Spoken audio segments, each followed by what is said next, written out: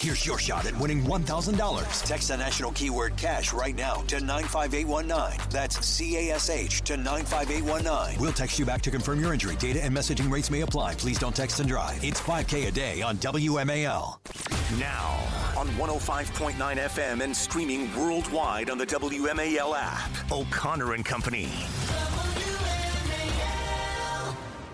7:07, it's O'Connor and Company on Monday morning. Thanks for tuning in. Coming up at 7:35, Matt Schlapp of CPEC. Talk about the news of the day, the potential government shutdown. Also, Matt Schlapp reminded me over the weekend, in the first Bush administration, he was part of the team that evaluated the nominees for FBI director. So he's known Comey for many, many, many years. We'll get into the James Comey story with him, too. 8:05 General Jack Keane on Prime Minister Netanyahu's meeting today with Trump and maybe an end to the war. That's all coming up. It's Larry O'Connor with Julie Gunlock. Morning, Julie. Good morning. There was one voice on this program in mid-2016, even before James Comey made that infamous press conference saying that Hillary Clinton had broken the law and yet no charges will be brought against her. It was, I would say, about 2 months before that stunning announcement when we had a very respected man on this program, the former U.S. Attorney of the District of Columbia, Joe diGenova, say James Comey needs to be fired. That was in 2016. There's been a lot of water under the bridge since then, Joe diGenova. And yes, James Comey did get fired. And on Friday, he was indicted. And I would love to get your initial reactions to what this case looks like, and also, based on what you know of James Comey, why this is an important development. Well, I think it's important because it's absolutely essential that the people who engaged in a conspiracy to deny Donald Trump his civil rights as a candidate for president and as a president and then as a private citizen are held accountable. This is not retribution. This is the ultimate vindication of constitutional government. We cannot have senior government officials with law enforcement and intelligence authority daring to undermine the Constitution by trying to destroy an incoming, sitting, and former president. The indictment of James Comey is justified. Whether or not it's a good case will be up to juries in Eastern District of Virginia who are highly filled up with government employees who don't like Donald Trump and love people like James Comey. I don't know how the case is going to end in the Eastern District of Virginia. Any cases against Comey and others in the conspiracy should be brought in Florida, where Mar-a-Lago is and where the greatest overt act in history was committed against a former president when they raided Donald Trump's residence. I think it's fascinating, by the way, that Comey is being allowed to surrender instead of being physically arrested as he should be. I deeply regret that they have not arrested him and are allowing him to surrender. It is an insult to all the other people who were arrested. Yeah, is there any explanation for that? He has until the 9th, I guess, when he'll be arraigned to voluntarily surrender. Roger Stone put out a picture of him barefoot being marched out after 29 FBI agents, armed agents, raided his home at 6 in the morning. Oh, by the way, while tipping off CNN so that their cameras could be there.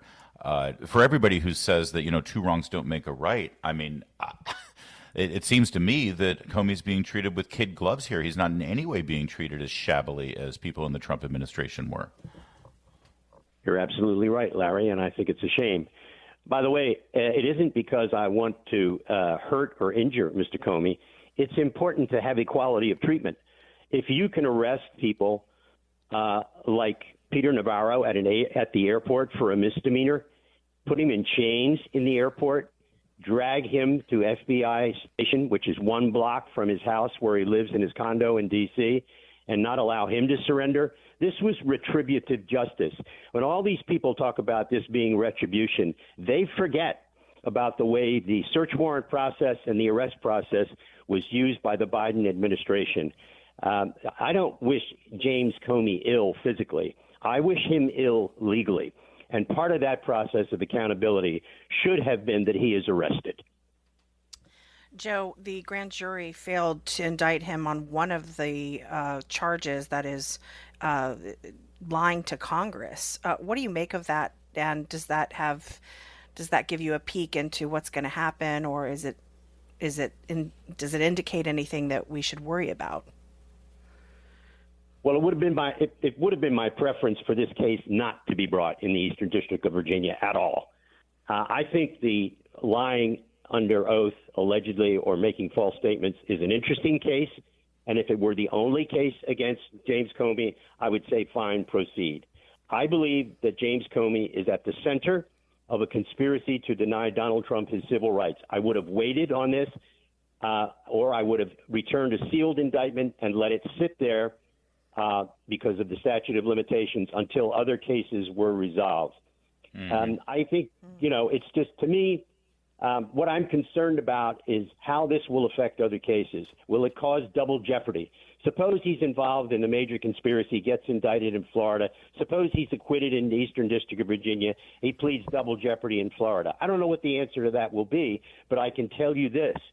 The case in Florida, if it's brought by the U.S. attorney down there, is a massive, massive conspiracy involving loads of former and current government officials.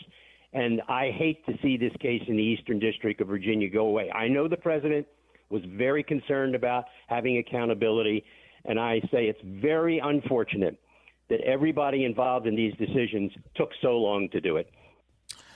Joe, heard, and I appreciate that, and I think that's important. There is some suggestion. I know that Catherine Herridge, independent investigative reporter now, because asking questions was way too dangerous for CBS News. She has been suggesting, based on her sources, that there are many more charges against Comey to come, and this one was sort of a placeholder. Can you explain what that might mean and what that might look like? And do you agree that that might be the case here? I don't know what she means by placeholder. I can't figure that out. I mean, it doesn't do any good. He's got an appearance on October 9th, and they're going to schedule a trial unless the government moves to dismiss the indictment for some reason or ask for a stay or a continuance. But Mr. Comey's entitled to a speedy trial. He has the right to demand a speedy trial. So I'm not quite sure what a placeholder is, because anybody who thinks you're going to bring a big conspiracy case in another jurisdiction doesn't know what it's like to put together a comprehensive conspiracy case, which, the way I look at all the evidence starting in 2016 is a massive case. Theoretically, could involve two former presidents as either indicted or unindicted co-conspirators. So if this is a placeholder, I think it's pretty stupid. Okay.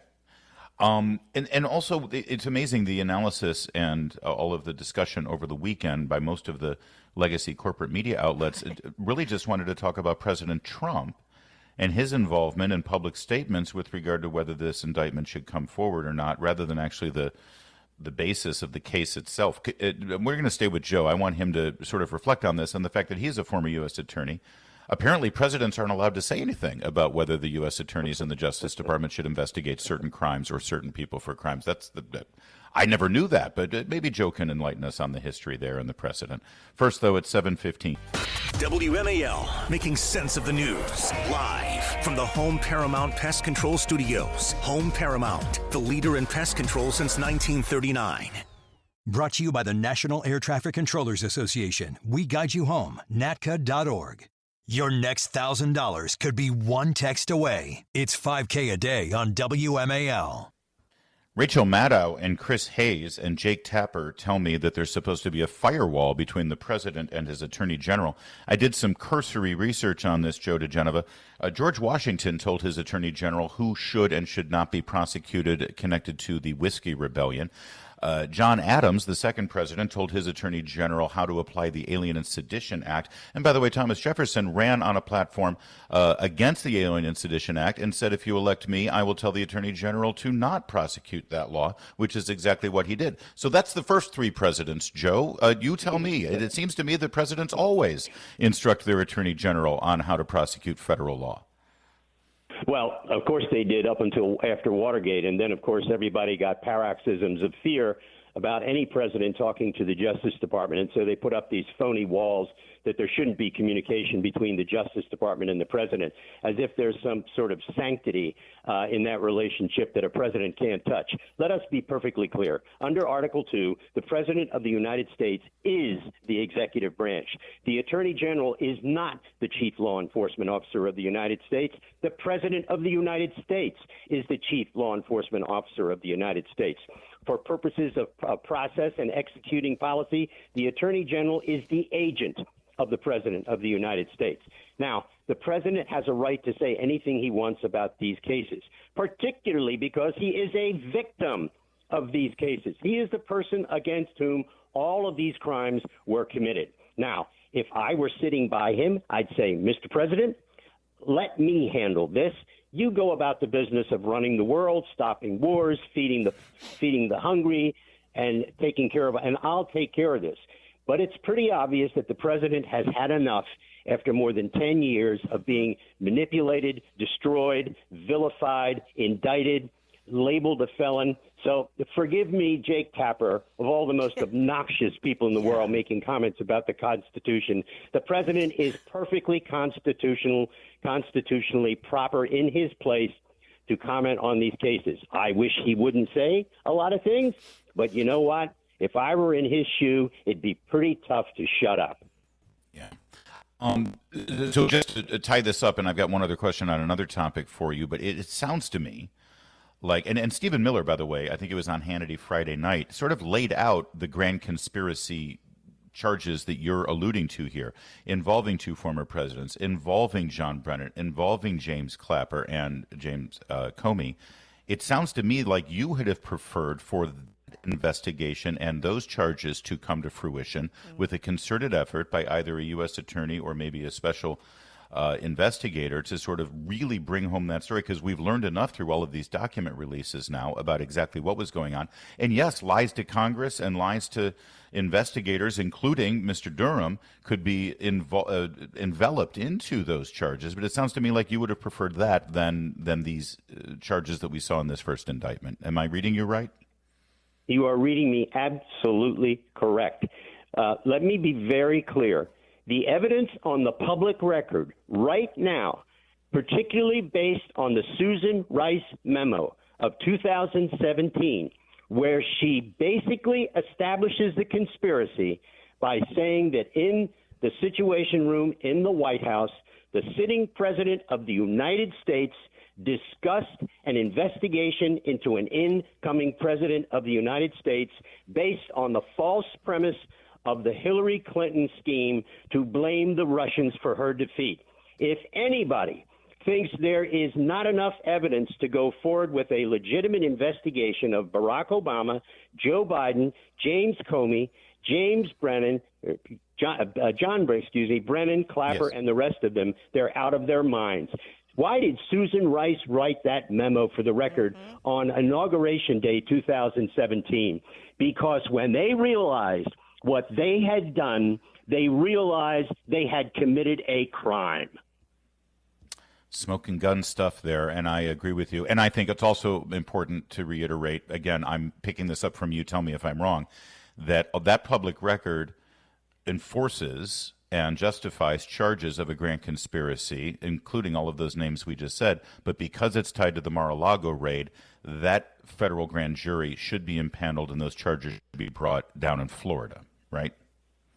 That is absolutely correct. All right. Just wanted to make sure I was clear on all of those things.